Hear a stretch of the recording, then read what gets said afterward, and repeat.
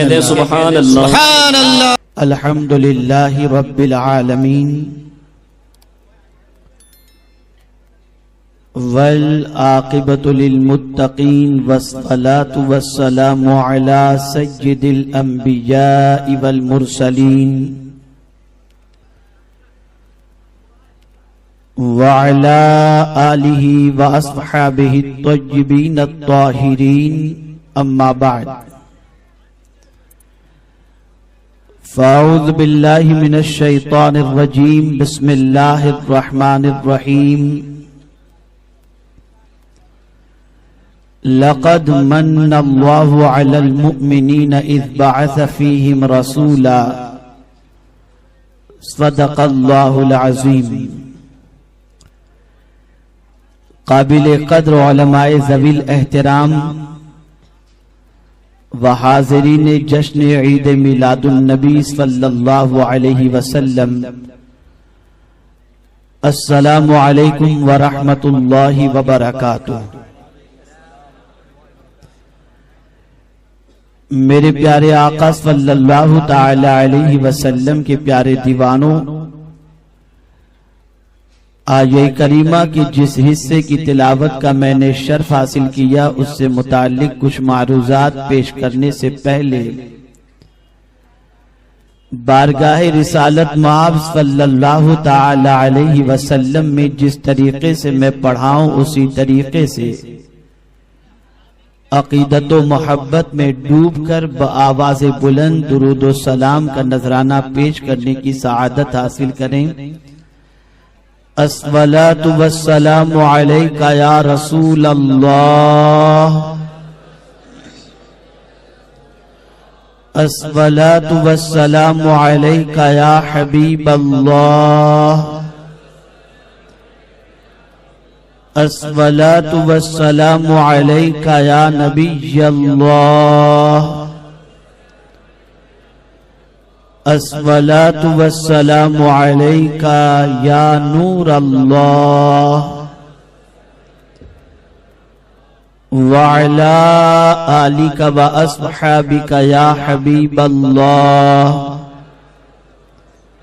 صلی اللہ تعالی علیہ وسلم۔ میرے پیارے آقا صلی اللہ تعالی علیہ وسلم کے پیارے دیوانوں، آج ہم اور آپ کرلا پائپ روڈ کی سرزمین پر آقا کریم رؤوف الرحیم علیہ تحیت و تسلیم کی یاد میں اور ان کی آمد کی خوشی میں ان کے ذکر پاک کی محفل میں حاضر ہیں۔ اللہ رب العزت سرکار مدینہ صلی اللہ تعالی علیہ وسلم کے ذکر پاک میں ہمیں اپنی زندگی کو تمام کرنے کی توفیق نصیب فرمائے۔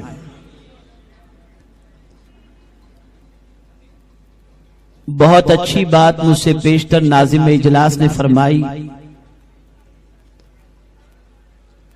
کہ ہم سرکار صلی اللہ علیہ وسلم کا میلاد مناتے ہیں، ہمیں اس کے سلسلے میں کوئی ثبوت دینے کی ضرورت نہیں، ہم مناتے ہیں، منائیں گے اور ہماری نسلیں بھی انشاءاللہ مناتی رہیں گی۔ اعلیٰ حضرت عظیم البرکت امام عشق و محبت نے بہت ہی خوب کہا، وہ جہنم میں گیا جو ان سے مستغنی ہوا، ہے خلیل اللہ کو حاجت رسول اللہ کی۔ میرے پیارے آقا صلی اللہ تعالی علیہ وسلم کے پیارے دیوانوں، آج پوری دنیا اس بات کے سلسلے میں فکر مند ہے کہ مسلمان زوال پذیر کیوں ہو رہا ہے۔ آج پوری دنیا اور دنیا کے دانشوران قوم و ملت اس بات کے حوالے سے غور کر رہے ہیں کہ موجودہ دور کے اندر مسلمانوں کی تباہی کے اسباب کیا ہیں اور کامیابی اور کامرانی کی شاہراہ پر گامزن کرنے کے لیے مسلمانوں کو کس راستے کو اختیار کرنا چاہیے جس کی وجہ سے اللہ رب العزت امت مسلمہ کو عروج عطا فرمائے اور کامیابی اور کامرانی سے ہمکنار فرمائے۔ ظاہر سی بات ہے، زمین کوئی بھی ہو، علاقہ کوئی بھی ہو، باشندہ کہیں کا بھی ہو، لیکن اگر اس کے سینے میں ایمان کی حرارت موجود ہے تو وہ آج امت مسلمہ کی کامیابی اور کامرانی کے حوالے سے فکر مند نظر آ رہا ہے۔ دانشوران قوم و ملت نے جب غور کیا کہ اس امت کو کامیاب کیسے کیا جائے تو انہوں نے یہ سوچا جہالت کی وادیوں سے مسلمان کو نکالا جائے اور علم کے زیور سے آراستہ کیا جائے، یہ مسلمان کامیاب ہو جائے گا۔ سیاست کے میدان کے شہسوار نے یہ سوچا کہ اقتدار کی کرسی پر مسلمان بیٹھ جائے، مسلمان کی زبونحالی دور ہو جائے گی۔ تجارت کی منڈی کا تاجر یہ غور کرنے لگا کہ معاشی اعتبار سے مسلمان مستحکم ہو جائے، مسلمان کامیاب ہو جائے گا۔ لیکن ہم دیکھ رہے ہیں کہ ہر محاذ پر ٹوٹی پھوٹی کوشش کے باوجود مسلمانوں کے حالات سنورنے کی بجائے اور ترقی کے راستے پر جانے کی بجائے مسلمان دن بدن تباہی اور بربادی کے دہانے پر کھڑا ہوا ہے اور زوال جیسے مسلمانوں کے دروازے پر دستک دے رہا ہو۔ سوال یہ پیدا ہوتا ہے کہ آخر آج کے مسلمان کامیاب کیسے ہو سکتے ہیں اور مسلمانوں کی ناکامی کا سبب کیا ہے؟ تو میرے پیارے آقا صلی اللہ تعالی علیہ وسلم کے پیارے دیوانوں، موجودہ دور کے مسلمانوں کی کامیابی کس طریقے سے ممکن ہے میں اس کے حوالے سے تو عرض کروں گا، لیکن مسلمانوں کی ناکامی کا سب سے بڑا سبب یہ ہے کہ اللہ عز و جل کی عظیم نعمت کی ناقدری نے مسلمانوں کو تباہ کر دیا اور برباد کر دیا۔ آج مسلمان کے سینے میں زمین کی محبت تو ہے، آج مسلمان کے سینے میں زر کی محبت تو ہے، آج مسلمان کے سینے میں زن کی محبت تو ہے، آج مسلمان کے سینے میں تخت و تاج کی محبت تو ہے، آج مسلمان کے سینے میں اقتدار کی محبت تو ہے، لیکن جب ہم تاریخ کے اوراق الٹ کر کے دیکھتے ہیں تو ہماری عقلیں دنگ رہ جاتی ہیں کہ وہ صحابہ کرام جن کو مکے میں سر چھپانے کے لیے مکان میسر نہ ہوتا تھا، لیکن اللہ رب العزت نے ان کو ایسی کامیابی عطا فرمائی کہ وہ ایوان باطل میں زلزلہ بھی پیدا کر رہے ہیں اور باطل قوتوں کو اپنے پیروں تلے روندتے بھی نظر آ رہے ہیں۔ آخر صحابہ کے پاس وہ کون سا سرمایہ تھا؟ صحابہ کرام علیہم الرضوان کے پاس وہ کون سی قوت تھی؟ صحابہ کرام علیہم الرضوان کے پاس وہ کون سا جذبہ تھا؟ تو میرے پیارے آقا صلی اللہ تعالی علیہ وسلم کے پیارے دیوانوں، صحابہ کی ساری زندگی اٹھا کر کے دیکھو تو ان کے دل کے اندر جو سب سے عظیم چیز موجود تھی وہ آقا کریم صلی اللہ علیہ وسلم کی محبت تھی۔ نہ انہیں زن سے محبت تھی، نہ انہیں زمین سے محبت تھی، نہ انہیں زر سے محبت تھی۔ اگر ان کا سینہ کسی کی محبت سے لبریز تھا تو وہ مدینے کے تاجدار صلی اللہ علیہ وسلم کی محبت سے لبریز تھا، اور اسی محبت کے بلبوتے پر، اسی محبت کی قوت پر وہ ایوان باطل میں زلزلہ بھی پیدا کرتے نظر آتے اور کامیابیاں بڑھ کر کے ان کے قدموں کا استقبال بھی کرتی نظر آتی۔ میرے پیارے آقا صلی اللہ تعالی علیہ وسلم کے پیارے دیوانوں، آج کے دور کا جائزہ لیا جائے تو آپ کی عقل دنگ رہ جائے گی کہ آج کا مسلمان ایک عجیب سچویشن سے دوچار ہے۔ زمین کی محبت محبت بڑھ گئی. زمین انسان کی ضرورت ہے, زمین انسانی ضرورت کی تکمیل کرتی ہے. اللہ اکبر. وہ لوگ جو آقائے کریم رؤوف الرحیم علیہ تحیت و تسلیم کے حوالے سے معاذ اللہ اپنی کتابوں میں یہ تحریر کر بیٹھے ہیں کہ رسول اعظم صلی اللہ علیہ وسلم معاذ اللہ مر کر کے مٹی میں مل گئے. میں ان سے ایک سوال پوچھنا چاہوں گا, آخر تم نے آقا کو سمجھا کیا ہے؟ آقائے کریم صلی اللہ علیہ وسلم کو اگر تم اللہ کا نبی مانتے ہو تو یہ عقیدہ تم کیسے اپنے دل میں بٹھا کر رکھے ہو کہ رسول اعظم صلی اللہ علیہ وسلم کو زمین کی مٹی کھا گئی؟ آؤ میں زمین کی حقیقت تمہارے سامنے پیش کروں. زمین اللہ کے فرمان کو مانتی ہے, اللہ کی اطاعت گزار ہے. آپ ذرا سوچو, یہ زمین ہی تو ہے کہ جب اس زمین کے اندر ایک لہیم شہیم انسان کو مرنے کے بعد جب زمین کے سپرد کر دیا جاتا ہے, ایک مسلمان مرتا ہے اسے زمین کے اندر دفن کر دیا جاتا ہے, اور جس مسلمان کو زمین کے اندر دفن کیا جاتا ہے آپ 1 سال کے بعد اگر اس قبر کو کھودو گے تو اس مسلمان کی ہڈیوں کے علاوہ قبر سے آپ کو کوئی چیز نہیں ملے گی. اس کا جسم کیڑے مکوڑے کھا چکے ہوں گے, اس کا جسم قبر کی مٹی کھا چکی ہوگی, اور صرف ہڈیاں اس کے جسم کی اس قبر کے اندر موجود ہوں گی. لیکن اللہ اکبر, یہی زمین ہے کہ جب اس میں ایک کسان اناج کے ایک کسان ایک دانہ زمین کے اندر رکھ دیتا ہے تو وہی زمین جو ایک لہیم شہیم انسان کو کھا جاتی ہے وہی زمین ہے, لیکن اس دانے کی پرورش کرتی ہے, اپنی آغوش میں لیتی ہے, اس کو پروان چڑھاتی ہے, اور ہم دیکھتے ہیں کہ کچھ عرصے کے گزرنے کے بعد اسی زمین کے اندر سے کوپلیں نمودار ہوتی ہیں اور غلہ فراہم کرتی ہیں. اناج بھی زمین کے اندر سے نکلتا ہے, پھل فروٹ بھی زمین کے اندر سے نکلتا ہے, یہ ساری چیزیں زمین سے نکلتی نظر آتی ہیں. اب زمین سے سوال پوچھو, اے زمین ذرا تو یہ تو بتا کہ تو لہیم شہیم انسان کو جسے تیرے سپرد کر دیا جائے تو کھا جاتی ہے, لیکن ایک دانہ تیرے سپرد کیا جائے تو اسے کھاتی نہیں, اس کی پرورش کرتی ہے اور اسی میں سے تو غلہ عطا کرتی ہے. تو زمین جواب دے گی, نادان تو نہیں جانتا, میں زمین ہوں اور میں اللہ کے فرمان کو ماننے والی ہوں. سن لے, مجھے جسے کھانے کا حکم دیا گیا اسے کھا جاتی ہوں, اور جس کی پرورش کا حکم دیا اسے پالتی ہوں. دانے کی پرورش کا حکم ہے, دانے کو پالتی ہوں, انسان کو کھانے کا حکم ہے, کھا جاتی ہوں. لیکن اے انسان سن لے, جس طریقے سے دانا اور انسان برابر نہیں, ایسے ہی انسان اور نبی بھی برابر نہیں ہے. اللہ عز و جل کے پیارے حبیب نے فرمایا, اللہ نے زمین پر حرام قرار دیا ہے انبیاء کے جسم کو کھانا.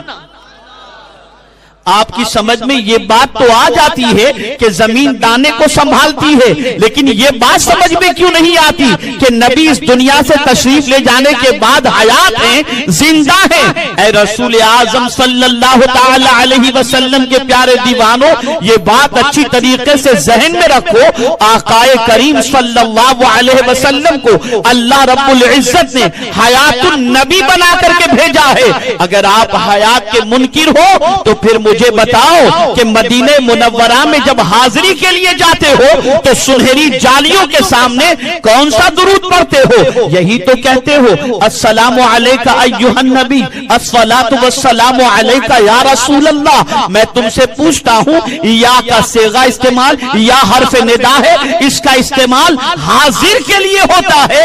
آقائے کریم صلی اللہ تعالی علیہ وسلم کو اگر تم وہاں پہنچ کر یہ سمجھتے ہو کہ حضور وہاں پر حاضر و ناظر ہیں, تو ہمارا عقیدہ ہے کہ شاہد کے معنی حاضر و ناظر کے ہوتے ہیں. آقائے کریم صلی اللہ علیہ وسلم کو اللہ نے وہ طاقت عطا فرمائی ہے کہ مدینے میں رہ کر پوری دنیا کو مصطفیٰ اپنی نگاہوں سے دیکھ لیتے ہیں.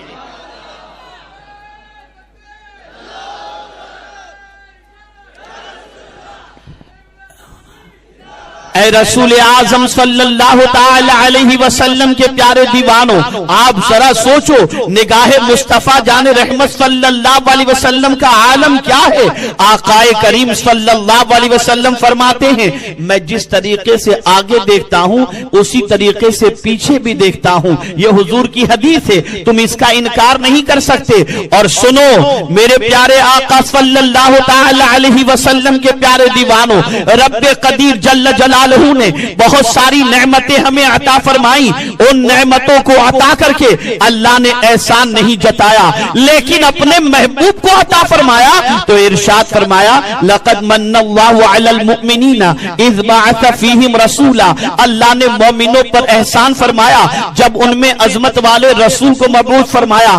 توجہ چاہوں گا، غور کی گزارش کروں گا، مجھے بتائیے اگر میں آپ کو کوئی چیز دوں اور دینے کے بعد آپ سے وہ چیز واپس لے لوں تو پھر میں اگر کہوں کہ میں نے تم پر احسان کیا تو آپ یہی تو کہیں گے کہ دے کر لے لینے کے بعد احسان کیسا؟ آپ نے دیا، دے کر کے آپ نے واپس لے لیا تو احسان کس چیز کا؟ احسان تو اس وقت ہوگا جب دیا آپ نے تو دینے کے بعد آپ اسی میں رکھ دیا، آپ نے عطا فرما دیا تو میرے کریم نے جو احسان جتایا لقد من اللہ علی المؤمنین اذ بعث فیہم رسولا، اللہ نے مومنوں پر احسان فرمایا جب ان میں عظمت والے رسول کو مبعوث فرمایا۔ سن لو اور کان کھول کر کے سن لو، وہ کون سی برائیاں ہیں جو آج مسلمان نہیں کر رہا۔ پہلے کے انبیاء کرام علیہ السلام کی امت میں جو ایک ایک برائیاں ہوا کرتی تھی، کسی میں لواطت کی بیماری، کسی کے اندر زنا کی برائی، کسی میں شراب کی برائی، آج اگر مسلمانوں کی زندگی اور انسانوں کی زندگی کا جائزہ لیا جائے تو آپ یہ محسوس کریں گے یہ ساری برائیاں آج سوسائٹی میں پنپ رہی ہیں۔ زنا بھی ہو رہا ہے، لواطت بھی ہو رہی ہے، شراب بھی پی جا رہی ہے، عیاشیاں بھی ہو رہی ہے، بدکرداریاں بھی ہو رہی ہیں، لیکن سوال یہ پیدا ہوتا ہے کہ ان سارے انبیاء کی امت کے اوپر اللہ نے کبھی پتھر برسائے، کبھی شکلیں مسخ کر دی، کبھی زمین کے اوپر اس طریقے سے زلزلے آئے کہ سب کے سب ختم ہو گئے، کبھی طوفان آیا اور تباہ کر دیا گیا۔ اے میرے کریم ذرا یہ تو بتا، یہ امت وہ سارے گناہ میں گرفتار ہے لیکن شکلیں نہیں بدل رہی ہیں، آسمان سے پتھر نازل نہیں ہو رہا ہے، پروردگار کو سیلاب ایسا نہیں آ رہا کہ سارے انسان اس میں بہ جائیں۔ اے میرے کریم اس امت کے بچانے کی وجہ کیا ہے؟ تو قرآن کہتا ہے وَمَا كَانَ اللَّهُ لِيُعَذِّبَهُمْ وَأَنْتَ فِيهِمْ، اللہ ان پر عذاب کیسے نازل فرمائے جبکہ اے محبوب تم ان کے درمیان جلوہ گر ہو۔ یہ صدقہ ہے، شکلیں نہیں بدلتی، سرکار کے صدقے میں نہیں بدل رہی ہیں۔ اگر آج عذاب اجتماعی طور پر نازل نہیں ہو رہا تو یہ مصطفیٰ جان رحمت صلی اللہ علیہ وسلم کا صدقہ ہے۔ اسی لیے اللہ نے فرمایا کہ اللہ نے مومنوں پر احسان فرمایا جب ان میں عظمت والے رسول کو مبعوث فرمایا۔ یہ قید مومنوں کی لگائی گئی ہے، یہ قید مومنوں کی لگائی گئی ہے، کسی سے الجھنے کی ضرورت نہیں، کسی سے جھگڑا کرنے کی ضرورت نہیں۔ اگر کوئی معاذ اللہ حضور کو اپنے جیسا بشر کہتا ہے تو یہ بولی تو ابو جہل کی ہے، اور کوئی اگر افضل البشر کہتا ہے تو یہ بولی صدیق اکبر کی ہے۔ تو جو یہ کہے حضور ہمارے جیسے بشر، اسے ابو جہل کی ٹولی مبارک ہو۔ ہمیں تو سیدنا صدیق اکبر چاہیے، انہوں نے کبھی اپنے جیسا بشر نہیں کہا۔ مولا علی رشتے میں بھائی لگتے تھے لیکن حدیث کا ذخیرہ اٹھا کر کے دیکھو، کبھی مولا علی نے یہ نہیں کہا اے میرے بھائی، خاتون جنت کے حضور والد لگتے تھے، کبھی اس طریقے سے نہیں پکارا۔ اللہ اکبر، تاریخ اٹھا کر کے دیکھو، احادیث کے ذخیرے کو اٹھا کر دیکھو، جس کسی نے بھی کہا ہے ہے یا رسول اللہ کہا ہے یا نبی اللہ کہا ہے. اللہ اکبر. میرے پیارے آقا صلی اللہ تعالی علیہ وسلم کے پیارے دیوانوں, آپ ذرا سوچو اور اندازہ لگاؤ, یہ کہنے والوں کو خیال نہیں آتا کیا کبھی اپنے باپ کو نام سے تم پکارتے ہو؟ تو تم نہیں پکارتے, ابا کہہ کر پکارتے ہو. کبھی کوئی اس طریقے کی آواز ہم نے نہیں سنی کہ کہیں اس طریقے کی لہر چل گئی ہو کہ بھئی دیکھو اپنے بچے کو کہہ دو کہ باپ کو ڈیڈی کہہ کر نہ پکارے. اللہ اللہ, ڈیڈی کہنے کے خلاف کوئی آواز نہیں اٹھاتا. اور شاید ہی معاشرے کے اندر کوئی بچے کو اچھا سمجھا جاتا ہو جو اپنے باپ کا باپ نام لے کر اس طریقے سے پکارتا ہو, اے فلاں میرے پاس آ. نہیں, آپ ذرا سوچو, قرآن مقدس اٹھا کر کے دیکھو باپ اور ماں کا مرتبہ کتنا عظیم بیان کیا گیا. وَاعْبُدُوا اللَّهَ وَلَا تُشْرِكُوا وَبِالْوَالِدَيْنِ إِحْسَانًا وَلَا تُشْرِكُوا بِاللَّهِ شَيْئًا وَبِالْوَالِدَيْنِ إِحْسَانًا. اللہ کی عبادت کرو اور اس کے ساتھ کسی کو شریک نہ ٹھہراؤ, اور ماں باپ کے ساتھ حسن سلوک کرو. جا بجا قرآن مقدس میں ماں باپ کے ساتھ اچھے سلوک کا حکم ہے. آقا کریم صلی اللہ علیہ وسلم نے یہ حدیث ہر مکتبہ فکر کا مولوی اپنے بچے کو سناتا ہے اور عورتیں اپنے بچے کو سناتی ہیں. اے بیٹا میری بات نہیں مانے گا تو تو جہنم کے اندر چلا جائے گا, تیری دنیا بھی برباد ہوگی, تیری آخرت بھی برباد. ماں کہتی ہے پڑھی لکھی ہے تو کہے گی تجھے نہیں معلوم.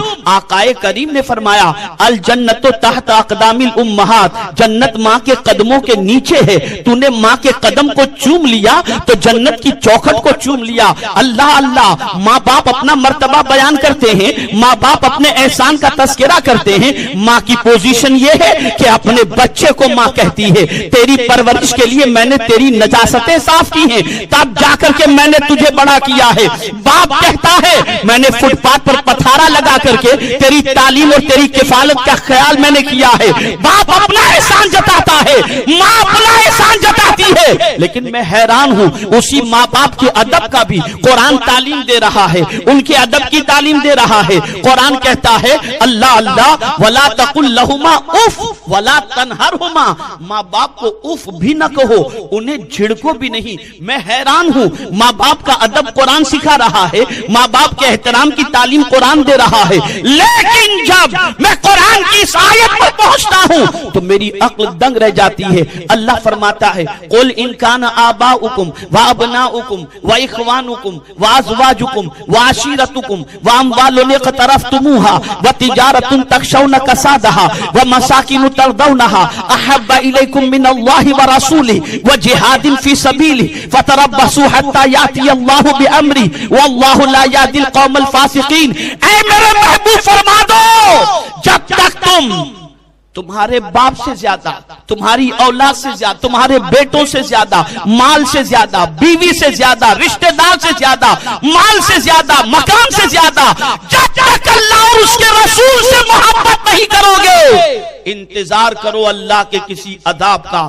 پتہ چلا باپ سے زیادہ محبت حضور سے کرنے کا حکم قرآن دے رہا ہے, ماں سے زیادہ محبت حضور سے کرنے کا حکم قرآن دے رہا ہے.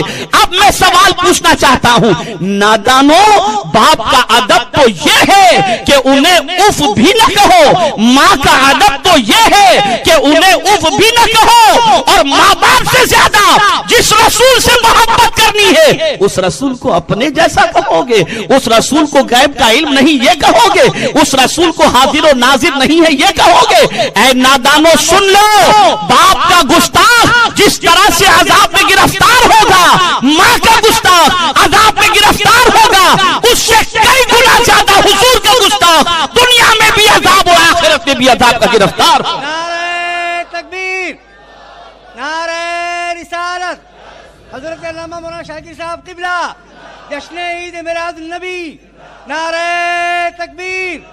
آج سب سے بڑی غلطی ماں باپ کی یہ ہو رہی ہے کہ ماں باپ اپنا ادب تو سکھاتے ہیں, حضور کا ادب نہیں سکھا رہے. یہ تباہی کی سب سے بڑی وجہ ہے، یہ تباہی کا سب سے بڑا سبب ہے۔ اے رسول اعظم صلی اللہ تعالی علیہ وسلم کے پیارے دیوانوں، تعلیم مصطفیٰ صلی اللہ علیہ وسلم کی محبت سے کوئی انکار نہیں کر سکتا، سیرت مصطفیٰ کی عظمت سے کوئی انکار نہیں کر سکتا، اسوہ رسول کو اپنانے کے حوالے سے کوئی انکار نہیں کر سکتا۔ لیکن سن لو، جب ہم صحابہ کی زندگی اور ان کی کامیابی کو تلاش کرتے ہیں کہ وہ کیا چیز تھی جس نے انہیں کامیاب کر دیا تھا، تو ہماری عقل دنگ رہ جاتی ہے کہ جب بات محبت رسول اور اعمال کے مقابلے کی آتی ہے تو صحابہ اعمال کی بجائے عشق مصطفیٰ میں زیادہ گرفتار نظر آتے ہیں۔ بتاؤ، مقام صحابہ کے اندر سرکار مولا علی کرم اللہ تعالی وجہہ الکریم عصر کی نماز کا وقت جا رہا تھا، لیکن کیا حضور کو انہوں نے جگایا؟ نہیں جگایا۔ نماز کا وقت جا رہا ہے لیکن حضور کو جگا کر نماز ادا نہیں کرتے، بیان کرتے ہیں، گویا یہ واضح کر رہے ہیں کہ سن لو، نماز کی قضا تو ہو جائے گی، عشق کی قضا نہیں ہو سکتی۔ اور سن لو، آقا کریم کو تکلیف پہنچ جائے، ایسی تکلیف پہنچا کر نماز پڑھو تو نماز ادا نہیں ہوتی۔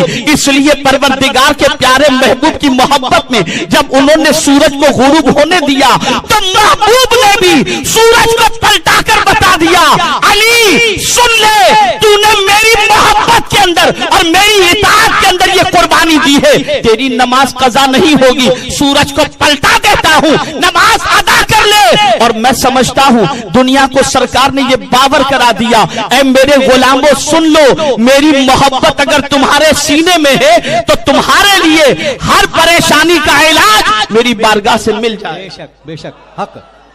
لیکن آج اس امت کی تباہی کی سب سے بڑی وجہ یہ ہے، آداب مصطفیٰ نہیں سکھائے گئے۔ میں قرآن کی روشنی میں عرض کرتا ہوں، ان لوگوں کے جلسوں کو دیکھو جو صرف تعلیمات پر زور دیتے ہیں، ان کے یہاں کبھی کوئی ایسا بیان ہوتا ہی نہیں جس سے حضور کی عظمت پیدا ہو۔ بے شک عظمت کے تذکرے نہیں ملیں گے۔ ڈرتے ہیں وہ کہ کہیں ہم نے عظمت بیان کر دی تو لوگ شرک میں معاذ اللہ گرفتار نہ ہو جائیں۔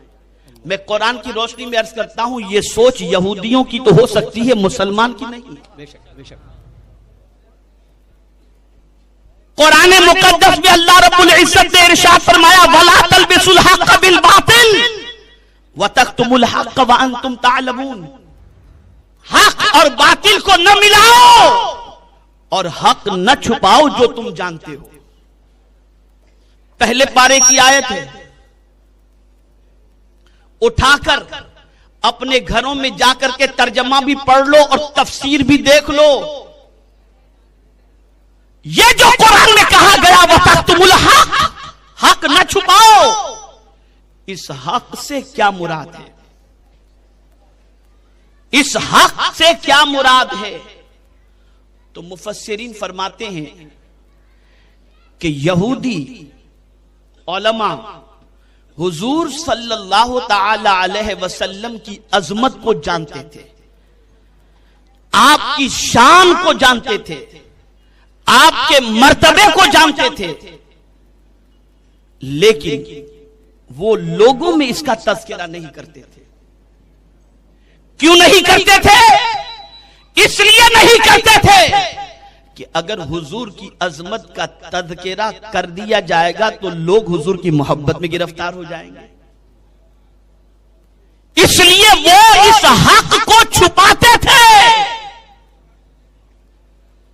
قرآن کہتا ہے وَلَا تَلْبِسُوا الْحَقَّ بِالْبَاطِلِ وَتَكْتُمُوا الْحَقَّ وَأَنْتُمْ تَعْلَمُونَ۔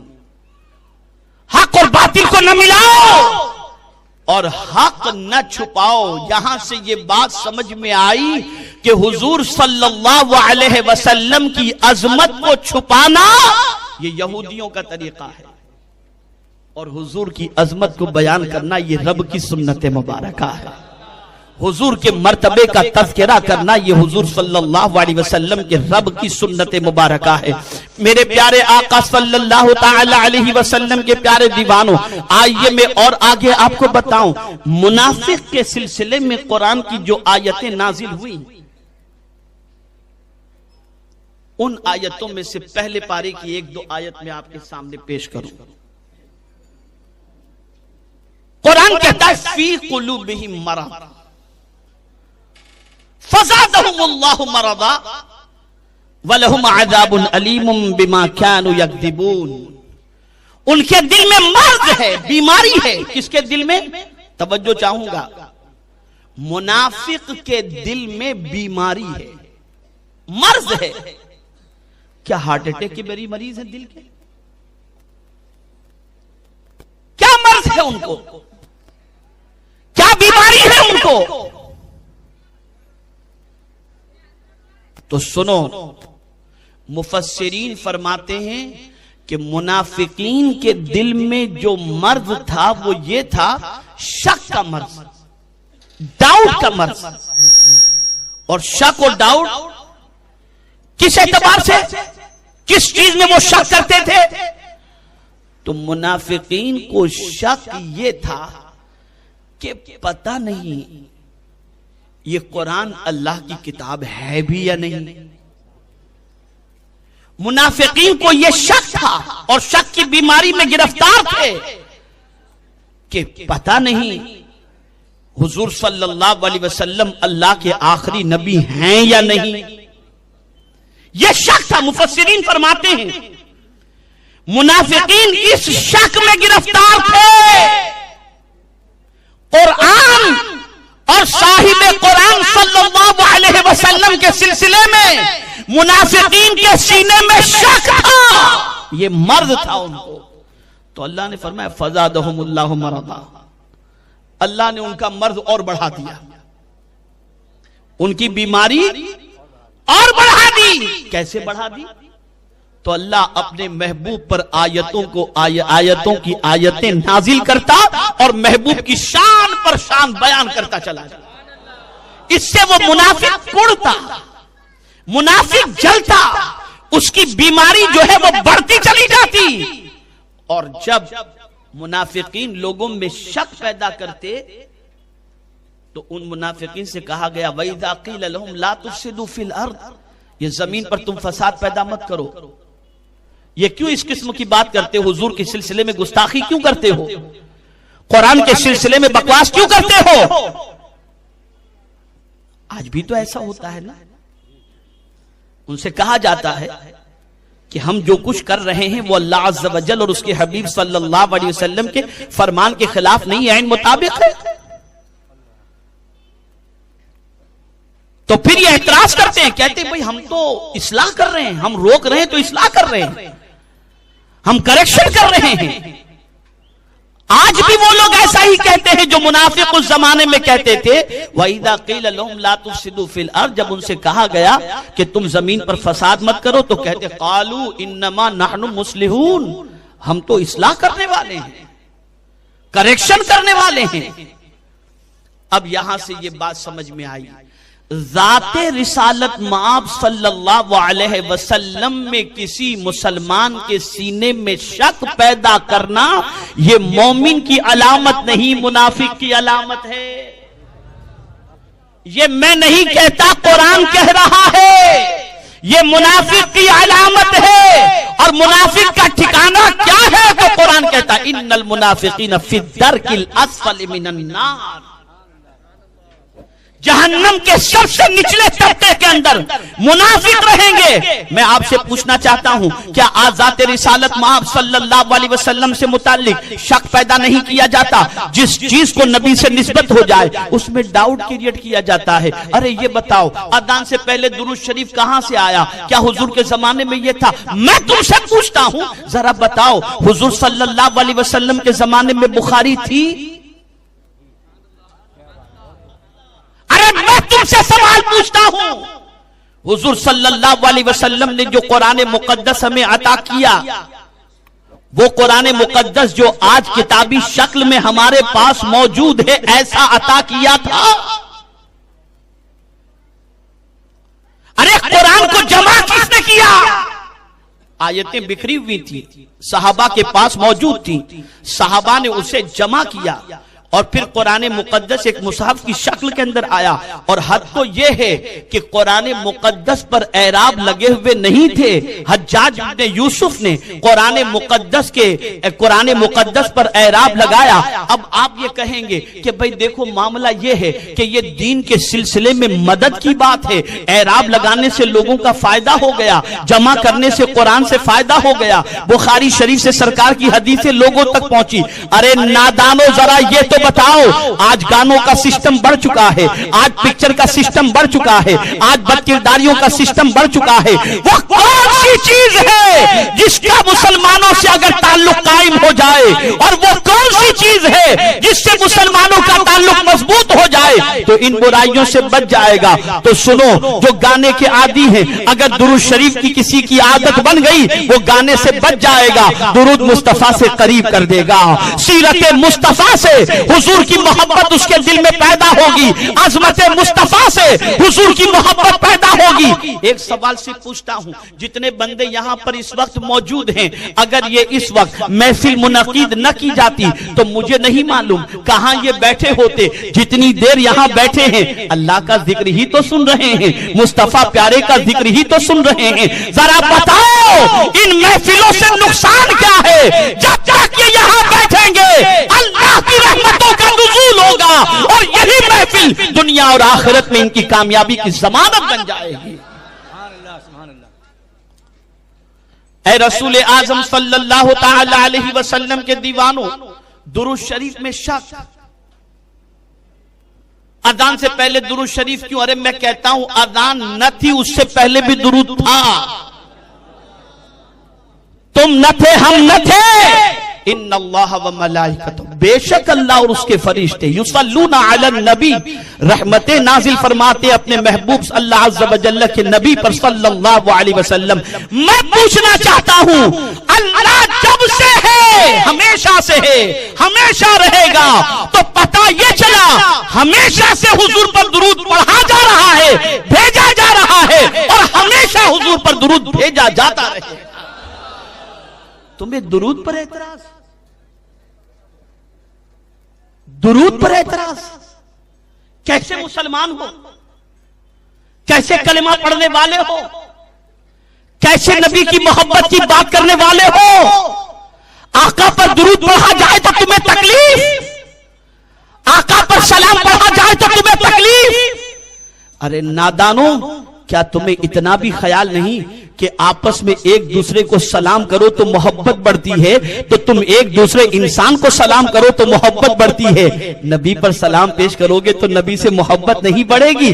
تمہیں اسی سلام سے اعتراض، اسی سلام پر تمہیں تکلیف؟ یہ کہاں سے ثابت اور وہ کہاں سے ثابت؟ اے رسول اعظم صلی اللہ تعالی علیہ وسلم کے پیارے دیوانوں، اس لیے سنو، اپنے ایمان کی حفاظت کرو اور کسی کے بہکاوے میں مت آنا۔ سن لو اور کان کھول کر کے سن لو، میرے پیارے آقا صلی اللہ علیہ وسلم کے پیارے دیوانوں، صحابہ کرام علیہم الرضوان نے محبت رسول ہی کی بنیاد پر پوری دنیا کے اندر فتح و کامرانی حاصل کی تھی۔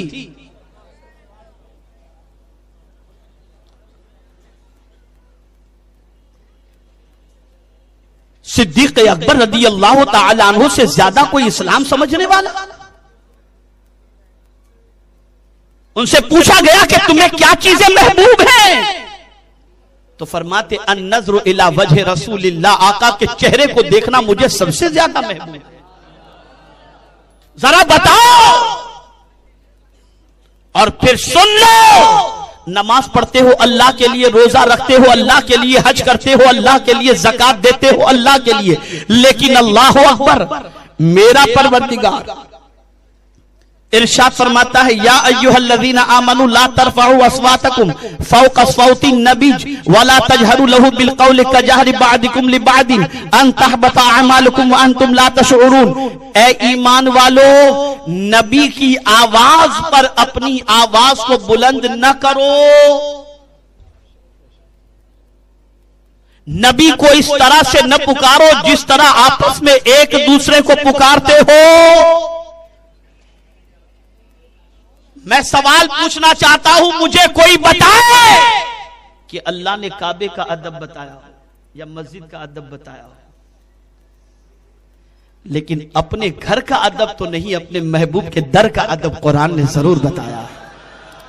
اور پھر معمولی سی بے ادبی کی بنیاد پر ان تحبط اعمالکم وانتم لا تشعرون، تمہارے اعمال حبط کر لیے جائیں گے اور تمہیں پتہ بھی نہیں ہوگا۔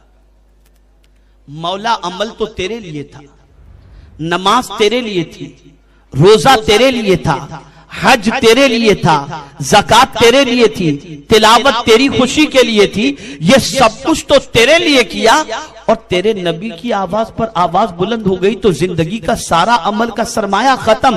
تو جواب ملے گا نادان، میری عبادت میں نے ڈائریکٹ تو تجھے نہیں دی تھی، محبوب کے وسیلے ہی سے تجھے عطا کی تھی، اس لیے محبوب کی بے ادبی سے تیرا عمل میری بارگاہ میں قبول نہیں ہو سکتا۔ اللہ اکبر! آپ ذرا اندازہ لگائیے، بات مصطفیٰ جان رحمت صلی اللہ علیہ وسلم کی ہے اور ادب میرے مصطفیٰ کی بارگاہ کا پروردگار جل جلالہ بتا رہا ہے، وہ تعلیم دے رہا ہے۔ اب یہ آیے کریمہ نازل ہوئی،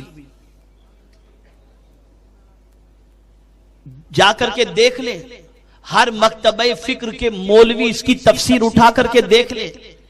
یہ آیے کریمہ نازل ہوئی، حضرت ثابت بن قیس رضی اللہ تعالیٰ عنہ صحابی رسول، ان کی آواز تھوڑی سی بڑی تھی، وہ جب بات کرتے تھے تو آواز تھوڑی بلند ہو جایا کرتی تھی۔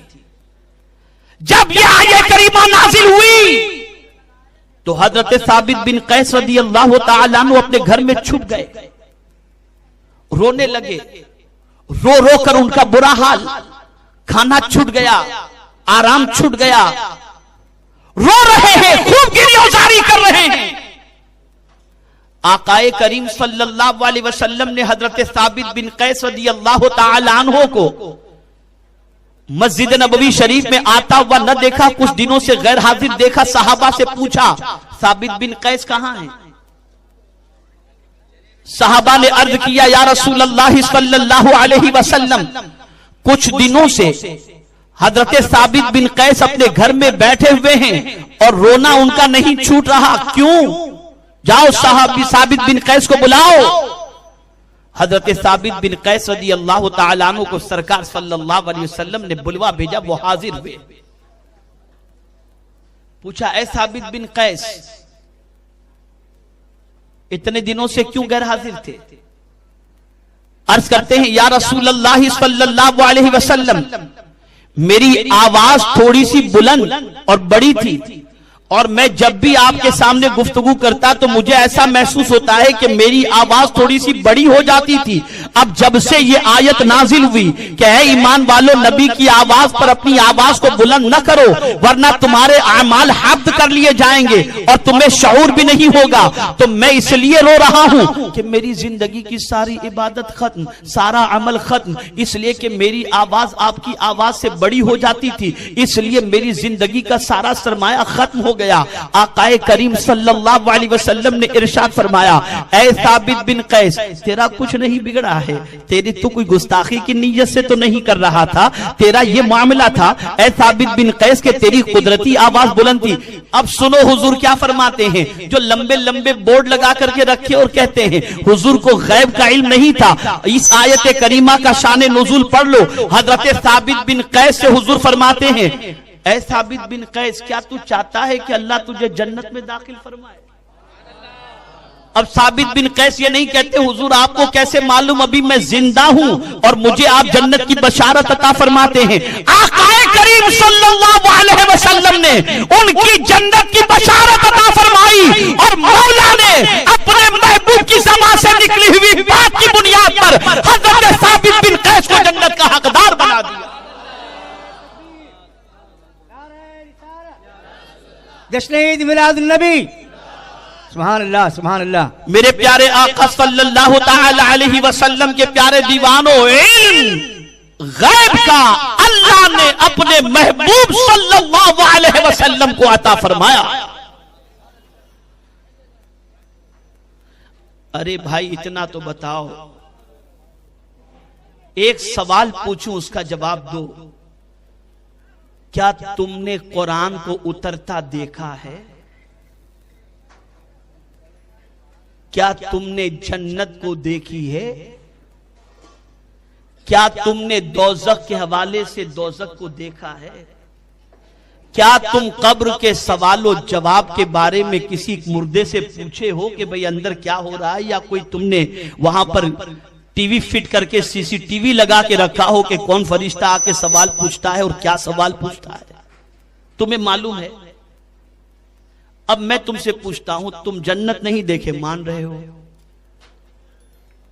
جہنم نہیں دیکھے مان رہے ہو، قبر میں گئے نہیں اور قبر کے سوال و جواب کو مان رہے ہو، محشر دیکھے نہیں مان رہے ہو، ارے حد تو یہ ہے کہ خدا کو نہیں دیکھے مان رہے ہو۔ اب میں تم سے پوچھتا ہوں کہ کس کے بتائے سے مان رہے ہو؟ میں پوچھتا ہوں کس کے بتائے سے مان رہے ہو؟ تم کہو گے کہ قرآن کے بتائے سے، تو اب میں تم سے سوال پوچھتا ہوں، یہ قرآن ہے یہ کس نے بتایا؟ یہ قرآن ہے یہ کس نے بتایا؟ تو تم کہو گے حضور نے تو نادان، ہم یہی تو کہہ رہے ہیں، ہم یہی تو کہہ رہے ہیں، ہمارا اور کہنا کیا ہے؟ ہمارا اور کہنا کیا ہے؟ اسی لیے بریلی کے تاجدار پکار اٹھے، اور کوئی غیب کیا تم سے نہا ہو بھلا، جب نہ خدا ہی چھپا تم پہ کروڑوں درود۔ سبحان اللہ سبحان اللہ۔ بن دیکھے خدا کو مان رہے ہو مصطفیٰ کے بتانے پر۔ بے شک سبحان اللہ۔ بن دیکھے خدا کو مان رہے ہو مصطفیٰ جان رحمت کے بتانے پر، اور حضور رب سے بڑھ کر کے غیب الغیوب اور کون ہو سکتا ہے؟ کون ہو سکتا ہے؟ میں حیران ہوں کہ کیا تم اپنے نبی کے حوالے سے کوئی تم سے پوچھے کہ ذرا تمہارے نبی کا انٹروڈکشن کراؤ، اور تم اس سے کہو کہ ہمارے نبی وہ جو علم غیب نہیں جانتے تھے، جو حاضر و ناظر نہیں، جن کو کوئی اختیار نہیں دیا گیا، معاذ اللہ، یہ ساری باتیں جب تم کہو گے تو کیا کوئی اسلام قبول کرے گا؟ کبھی نہیں۔ ارے کمالات بیان کرو گے تو اسلام قبول کرے گا، عظمتیں بیان کرو گے تو اسلام قبول کرے گا۔ لیکن حیرت کی بات ہے، یہ کیسے مسلمان ہے کہ اپنے نبی کے اندر کمی تلاش کرتے ہیں؟ کیا بات؟ اپنے نبی میں کمی تلاش کرتے ہیں۔ ہم نے کب کہا کہ حضور کے پاس جو کچھ ہے وہ ذاتی ہے؟ ہم تو یہ کہتے ہیں خالق نے ان کو بے حساب عطا فرمایا، بے شک سبحان اللہ سبحان اللہ، بے حساب عطا فرمایا۔ اور ظاہر سی بات ہے، خود حضور صلی اللہ علیہ وسلم نے فرمایا، اللہ یعطی وانا قاسم، اللہ مجھے دیتا ہے اور میں بانٹتا ہوں۔ نادانو، تم بریلی کے تاجدار پر اعتراض کرتے ہو کہ انہوں نے اعلیٰ کہہ دیا، اللہ سے ملا دیا۔ کبھی تم نے اعلیٰ حضرت کا یہ شعر بھی پڑھا کہ لیکن رضا نے ختم سخن اس پہ کر دیا، خالق کا بندہ اور خلق کا آقا کہوں تجھے۔ میرے پیارے آقا صلی اللہ تعالی علیہ وسلم کے پیارے دیوانوں، یہ میری بات آپ بالکل ذہن کے اندر محفوظ کر لیں۔ موجودہ دور کے اندر مسلمان صرف یونیورسٹی قائم کرنے سے کامیاب نہیں ہو سکتا، صرف ہاسپٹل قائم کرنے سے کامیاب نہیں ہو سکتا، صرف ادارے قائم کرنے سے کامیاب نہیں ہو سکتا، صرف سیاست میں آنے سے کامیاب نہیں ہو سکتا۔ یہ ساری چیزیں اپنی جگہ پر اس وقت مفید ہوں گی جب مسلمان اپنے نبی سے، ماں باپ سے زیادہ، سارے انسانوں سے زیادہ جب تک کہ محبت نہ کرے وہ کامل مومن نہیں ہو سکتا اور نہ کامیاب ہو سکتا ہے۔ کیا کسی مسلمان کے پاس فاروق اعظم سے بڑھ کر کے علم ہے؟ کیا کسی مسلمان کے پاس فاروق اعظم سے بڑھ کر کے نیکی ہے؟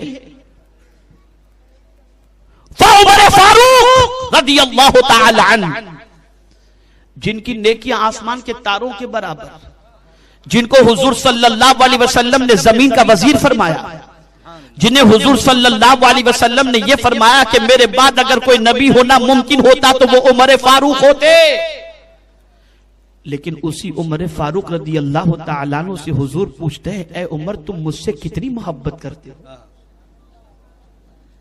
عرض کرتے حضور اپنی جان سے، جان کو چھوڑ کر ہر چیز سے زیادہ آپ سے محبت کرتا ہوں، اپنی جان کو چھوڑ کر ہر چیز سے زیادہ محبت کرتا ہوں. نماز ان کے پاس، صحابیت ان کے پاس، بلکہ حد تو یہ ہے کہ بہت ساری آیتیں فاروق اعظم رضی اللہ تعالیٰ عنہ نے حضور کو مشورے دیے، اس کے مطابق آیتیں نازل ہو گئیں. جیسے حضرت فاروق اعظم کعبے کا طواف کر رہے تھے، مقام ابراہیم پر پہنچے تو سرکار سے عرض کرتے ہیں کہ کاش اللہ اس کو مصلی بنا دیتا. فوراً آیت نازل ہوئی وَاتَّخِذُوا مِن مَّقَامِ إِبْرَاهِيمَ مُصَلًّى، جن کے مشورے پر آیت نازل ہو رہی ہے. ان سے حضور فرماتے ہیں عمر کتنی محبت کرتے ہو؟ حضور اپنی جان کو چھوڑ کر سب چیز سے زیادہ آپ سے محبت کرتا ہوں. سرکار نے فرمایا عمر تمہارا ایمان مکمل نہیں، کمپلیٹ نہیں ہے تمہارا ایمان جب تک کہ اپنی جان سے زیادہ مجھ سے محبت نہ کرو. فاروق اعظم عرض کرتے حضور آج سے میری جان سے بھی زیادہ میں آپ سے محبت کرتا ہوں. جن کے جنتی ہونے کی بشارت حضور نے دی، جن کی نیکیاں آسمان کے تاروں کے برابر، وہ جب تک جان سے زیادہ حضور سے محبت نہ کریں اس وقت تک وہ کامل مومن نہیں ہو سکتے. اور آج 40 دن کا چلہ لگا کر جنتی بننے نکلے ہیں. سبحان اللہ، بہت خوب.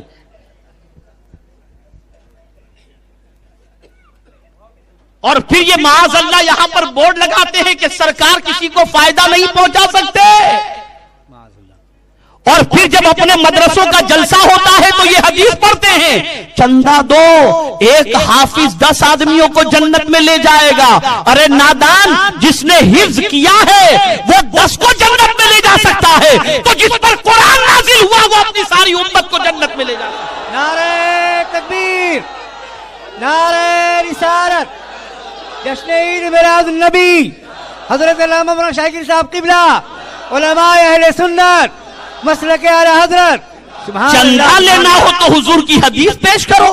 عالم اتنے کو جنت میں لے جا سکتا ہے، حافظ اتنے کو جنت میں لے جا سکتا ہے، اور بات جب میرے مصطفیٰ پیارے کی آئے تو یہ اعتراض کرو. بہت خوب. ہم جس نبی کا کلمہ پڑھتے ہیں وہ مختار ہیں. سبحان اللہ، بے شک. اور پھر ایک اور بات عرض کروں، جی، جاتے ہیں مدینہ منورہ اور ریاض الجنہ میں نماز کے لیے جلدی سے بھاگتے ہیں اور پڑھ کے آتے ہیں تو فخر سے کہتے ہیں میں نے آج تو ریاض الجنہ میں جو ہے نا 5 نمازیں پڑھی. اللہ. میں پوچھتا ہوں جس کو تم ریاض الجنہ کہتے ہو، مجھے اس کے بارے میں قرآن سے ایک آیت بتا دو کہ یہ ٹکڑا جنت کا ہے. جی، اللہ نے اس ٹکڑے کو جنت کا ٹکڑا فرمایا، ایک آیت تم لا کر کے بتا دو. تم نہیں پیش کر سکتے. پھر وہاں نماز پڑھنے کے لیے کیوں پڑھم پڑھی کرتے ہو، دوڑ دھوپ کرتے ہو؟ تو تم کہو گے حضور نے اس سے جنت کا ٹکڑا کہا ہے. جی، تو میں تم سے سوال پوچھتا ہوں، زمین کے جس ٹکڑے کو حضور چاہیں جنتی بنا دیں تو امتی میں سے بھی جس کو حضور چاہیں جنتی بنا دیں. بے شک، بے شک. اے رسول اعظم صلی اللہ علیہ وسلم کے دیوانوں، رسول کا اختیار سمجھنا ہو تو مسجد نبوی شریف کے ستون حنانہ سے پوچھو. وہ کھجور کا تنا بھی جس سے حضور پوچھتے ہیں اگر تو چاہے تو ہرا بھرا کر دیا جائے اور تو چاہے تو تجھے جنت کا حقدار بنا دیا جائے، وہ ستون حنانہ جنت کی تمنا کرتا ہے. ارے تجھ سے تو وہ درخت کا تنا اچھا جو مصطفیٰ سے جنت مانگ رہا ہے. سبحان اللہ، سبحان اللہ. اسی لیے ہم کہتے ہیں اور اعلیٰ حضرت نے کہا تجھ سے اور جنت سے کیا مطلب. بہت خوب. اے نجدی وہابی دور ہو، ہم رسول اللہ کے جنت رسول اللہ کی. بے شک. سبحان اللہ. رب نے اپنے محبوب کو اختیار دیا ہے، اختیار دیا ہے. کیسے کلمہ پڑھنے والے ہو کہ اپنے نبی کے اندر عیب ڈھونڈتے ہو، کمی ڈھونڈتے ہو. پھر سلمان رشدی میں اور تم میں کیا فرق ہے؟ بے شک. پھر تسلیمہ نسرین اور تم میں کیا فرق ہے؟ سن لو مسلمانوں، آج کے دور کی سب سے بڑی ضرورت یہ ہے کہ اپنے بچوں کو عاشق رسول بناؤ. بے شک. خود بھی سرکار کی محبت میں گرفتار ہو جاؤ، اس لیے کہ جس کے سینے میں حضور صلی اللہ علیہ وسلم کی محبت پیدا ہو جائے گی وہ آقا کی ٹھنڈک نماز کا بھی خیال کرے گا، جس کے سینے میں حضور کی محبت پیدا ہو جائے گی وہ اپنے آقا کی ناراضگی کو برداشت نہیں کر سکتا۔ اے رسول اعظم صلی اللہ علیہ وسلم کے دیوانوں، آج ضرورت ہے نماز قضا کرنے سے بچو، آج ضرورت ہے آقا کریم کی فرما برداری کا خیال کرو، آج ضرورت ہے عشق کو رسوائی سے بچاؤ۔ میرے پیارے آقا صلی اللہ علیہ وسلم کے پیارے دیوانوں، تمہارا ایمان جو عقیدے کی شکل میں مصطفیٰ پیارے کی محبت کے ساتھ تمہارے سینے میں موجود ہے، بس اس ایمان کو زندہ رکھنے کے لیے عمل بھی کیا کرو تاکہ اللہ بھی راضی ہو جائے اور اس کے رسول صلی اللہ علیہ وسلم بھی راضی ہو جائیں۔ اب آخری بات عرض کر کے میں اپنی گفتگو کو سمیٹتا ہوں۔ لوگ کہتے ہیں کہ یہ عید میلاد کہاں سے آ گئی؟ ہاں بہت خوب۔ عید الفطر تو تھی، عید الاضحیٰ، یہ تیسری عید کہاں سے آ گئی؟ یہ اعتراض کرتے ہیں۔ ان اعتراض کرنے والوں سے یہ سوال پوچھو کہ سرکار صلی اللہ علیہ وسلم 13 سال مکہ مکرمہ میں تشریف فرما رہے، اعلان نبوت کے بعد، اعلان نبوت کے بعد 13 سال حضور صلی اللہ علیہ وسلم مکہ مکرمہ میں رہے۔ کوئی مجھے ثابت کرے کہ حضور صلی اللہ علیہ وسلم اور صحابہ نے اس 13 سال کے اندر مکے میں دونوں عیدیں منائی ہوں؟ کیا بات، سبحان اللہ۔ دوسری چیز، جی یہ دونوں عیدوں کا ثبوت مجھے قرآن سے کوئی پیش کرے کہ عید الفطر اور عید الاضحیٰ اس کا ذکر کہیں قرآن میں موجود ہے؟ کوئی پیش نہیں کر سکتا۔ اب سوال یہ پیدا ہوتا ہے کہ یہ دو عیدیں آئی کہاں سے؟ جی سوال یہ پیدا ہوتا ہے کہ یہ دو عیدیں آئی کہاں سے؟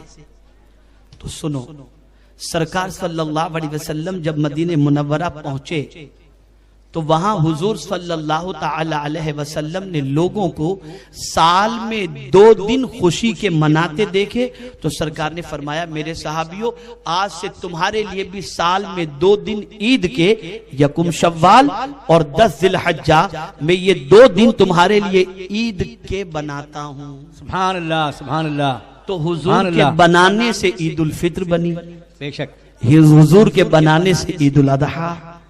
نادان تعجب کی بات ہے، جس کے بنانے سے عید الفطر بنی، جس کے بنانے سے عید الاضحیٰ، کیا اس کے آنے سے عید میلاد نہیں ہوگی؟ سبحان اللہ سبحان اللہ۔ ارے دونوں عیدیں ملی ہیں اسی رسول اعظم کی عید کے صدقے میں،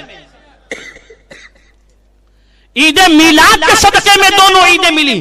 اب کوئی کہتے ہیں یہ آپ 12 ربیع النور کو میلاد مناتے ہیں، یہ دن فکس کرنا صحیح نہیں۔ ارے نادان، آقا کریم صلی اللہ علیہ وسلم کی حدیث سے ثابت ہے، سرکار صلی اللہ علیہ وسلم مدینہ منورہ پہنچے تو دیکھا کہ مدینہ منورہ میں یہودی یوم عاشورہ کا روزہ رکھتے۔ سرکار صلی اللہ علیہ وسلم نے پوچھا کہ آج کے دن روزہ کیوں رکھتے ہو؟ انہوں نے جواب میں کہا کہ آج کے دن روزہ رکھنے کی وجہ یہ ہے کہ حضرت موسیٰ علیہ السلام کو اللہ عز و جل نے فرعون سے آج کے دن نجات عطا فرمائی تھی، تو ہم اس خوشی میں آج کے دن روزہ رکھتے ہیں۔ سرکار نے فرمایا تم سے زیادہ موسیٰ علیہ السلام سے ہم محبت کرنے والے ہیں، اے میرے صحابیوں تم بھی یوم عاشورہ کا روزہ رکھو اور میں بھی رکھتا ہوں، اور آئندہ سال رہا تو میں 2 دن کے روزے رکھوں گا، یعنی 9ویں کا بھی اور 10ویں کا بھی۔ دن فکس کیا حضور نے، جی دن فکس کیا۔ اور یہاں ایک بات یہ سمجھ میں آئی کہ جس دن اللہ کی نعمت ملے اس دن خوشی مناؤ، بے شک جس دن اللہ کی نعمت ملے خوشی مناؤ، جس دن اللہ دشمن سے نجات عطا کرے اس سے خوشی مناؤ۔ آقا آئے کہ اللہ کے رسول سے بڑھ کر کے کوئی دوسری نعمت ہے ہی نہیں، حضور ملے تو خدا ملا، حضور ملے تو ایمان ملا، بے شک، اس لیے ہم خوشی مناتے۔ یہاں ایک اور اعتراض، عید الفطر اور عید الاضحیٰ میں ایکسٹرا نمازیں ہیں، اس دن کی عبادت کون سی عید میلاد؟ بڑے عجیب عجیب سوال لوگ پوچھتے ہیں۔ مولانا عید الفطر میں 2 رکعت ہے، عید الاضحیٰ میں 2 رکعت ایکسٹرا پڑھی جاتی ہے، عید میلاد کے دن تو بڑا اچھا جواب ہے اس کا. بادشاہ کی پیدائش کے دن بادشاہ سارے ڈپارٹمنٹ میں چھٹی رکھتا ہے. بے شک. سبحان اور اللہ. چھٹی کی پگار بھی نہیں کاٹی نہیں جاتی، بلکہ سارے ایمپلائی کو تحفے سے نوازا جاتا ہے کہ آج بادشاہ کا برتھ ڈے ہے. کیا بات ہے. سبحان اللہ اللہ. نے اس دن کوئی اسپیشل عبادت نہیں رکھی، بس میرے محبوب کے آنے کی خوشی مناؤ. سبحان اللہ. 5 وقت کی نماز پڑھو، محبوب کی آنے کی خوشی مناؤ، جائز طریقے سے حدود شریعت میں رہتے ہوئے قرآن اور حدیث میں خوشی منانے کا جو طریقہ ہے اس طریقے سے خوشی مناؤ. اگر تم محبوب کے آنے کی خوشی مناؤ گے اللہ تمہیں دونوں جہاں کی خوشیاں عطا فرمائے. نعرہ تکبیر، نعرہ رسالت، جشن سنو. عید میلاد النبی. سبحان اللہ. سبحان اللہ.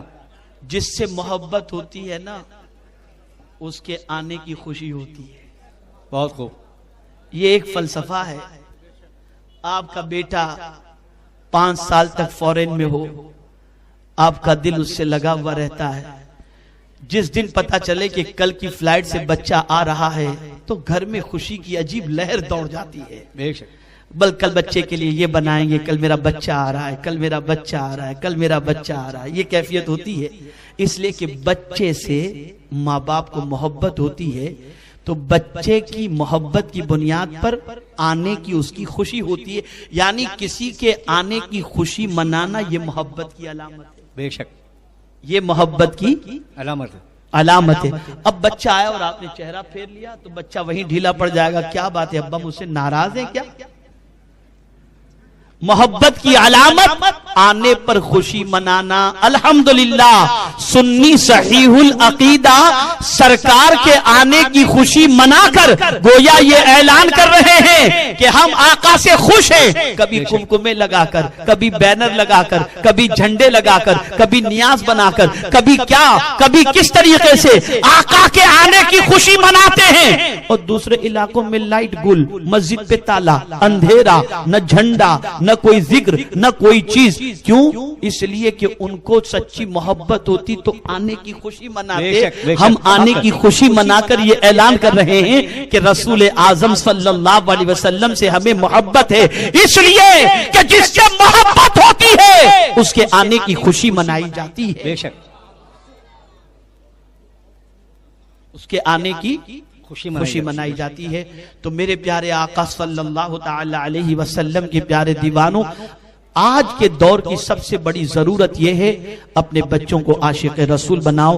نماز کا پابند کرو، نماز کے پابند ہو جاؤ، تلاوت کے پابند ہو جاؤ، حرام چیزوں سے اپنے آپ کو بچاؤ، گناہوں سے اپنے آپ کو بچاؤ، بد عقیدگی سے اپنے آپ کو بچاؤ، اللہ کے رسول صلی اللہ علیہ وسلم کی نافرمانی سے اپنے آپ کو بچاؤ، اور آقا کریم صلی اللہ علیہ وسلم کی اتنی محبت اپنے دل میں پیدا کر لو کہ جان سے بھی زیادہ اور سارے انسانوں سے زیادہ اللہ کے رسول صلی اللہ علیہ وسلم کی محبت کو دل میں جگا دو.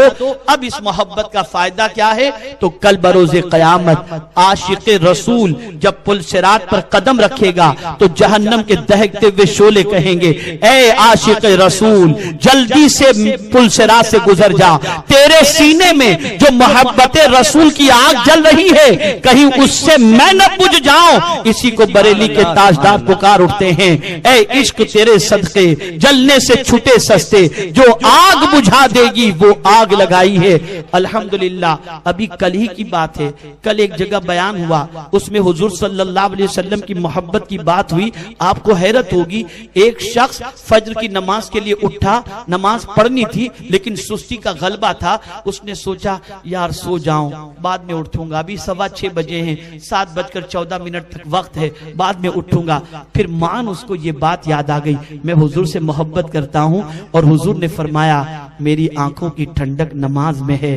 تو بس اس نے سوچا حضور کی آنکھوں کو ٹھنڈک پہنچانے کے لیے میں اٹھ جاتا ہوں، نماز پڑھ لیتا ہوں اور حضور کی آنکھوں کو ٹھنڈک پہنچاتا ہوں. آپ ذرا سوچو، محبت رسول اطاعت کی طرف لے جاتی ہے، محبت رسول قربانی کی طرف لے جاتی ہے. اس لیے سرکار سے سچی محبت کرو، نماز کی بھی پابندی کا جذبہ پیدا ہوگا اور اللہ کے رسول صلی اللہ علیہ وسلم کی اطاعت کر کے اللہ رب العزت کی خوشنودی حاصل کرنے کا بھی جذبہ ہوگا۔ اللہ رب العزت مجھے آپ کو سب کو اپنے اور اپنے پیارے محبوب صلی اللہ علیہ وسلم کی محبت میں زندہ رکھے، اور رب قدیر جل جلالہ اپنی خشیت اور اپنے محبوب صلی اللہ علیہ وسلم کی محبت میں اس دنیا سے کچھ کرنے کی توفیق عطا فرمائے۔ وما علینا الا البلاغ المبین۔ میرے پیارے آقا صلی اللہ علیہ وسلم کے پیارے دیوانوں، ہر سنیچر کو بعد نماز عشاء مرکز اسماعیل حبیب مسجد میں سنی دعوت اسلامی کے روح پرور سنی اجتماع میں کثیر تعداد میں تشریف لا کر اپنی دینی معلومات میں اضافہ فرمائیں، اور میری گزارش ہے کہ اس مہینے میں کثرت سے اپنے آقا صلی اللہ علیہ وسلم پر درود شریف پڑھو، اور حضور صلی اللہ علیہ وسلم جس مقصد کے لیے اس دنیا میں تشریف لائے تھے اس مقصد کو پیش نظر رکھو، مضامیر مٹانے کے لیے، برائیوں کو مٹانے کے لیے، دین کے غلبے کے لیے بس اپنے آپ کو آقا کریم صلی اللہ علیہ وسلم کی دعوت پر لبیک کہتے ہوئے آقا کریم کی تعلیمات پر عمل کی طرف، آقا کریم صلی اللہ علیہ وسلم کی تعلیمات پر عمل کے لیے اپنے آپ کو تیار کرو۔ اللہ ہم سب سے وہ کام لے جس سے وہ بھی راضی ہو جائے اور اس کے پیارے حبیب صلی اللہ علیہ وسلم بھی راضی ہو جائیں۔ وما علینا الا البلاغ المبین۔ السلام علیکم۔